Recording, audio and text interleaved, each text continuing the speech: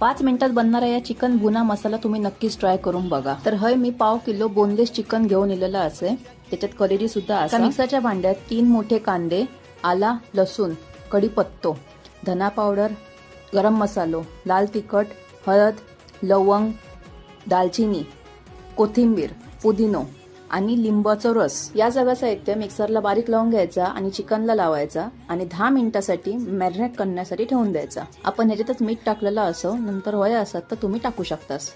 आता एका आपण झाकण लावून ठेवून देतलो 10 मिनिटांसाठी। 10 मिनिटांनंतर आता एका पॅन मध्ये थोडंसं बटर आणि तेल टाकून फोडण्यात डायरेक्ट या चिकन आपणाक टाकूचा। ह्याच्यात आपणाक काही घालूचा नाही असा, सर्व मसाले घातलेलेच असत। तर आता एका मीडियम फ्लेम वरती 15 ते 20 मिनिटांकरिता शिजाक द्यायचा असा। किंचितचं पाणी तुमका हवं असत तर तुम्ही टाकू शकतास। तर आता आपली रेसिपी तयार झालेली असा। रेसिपी आवडली असत तर लाईक, शेअर आणि चॅनलला सबस्क्राईब करू विसरा नको आणि बेल आयकॉनवर आवर्जून क्लिक करा।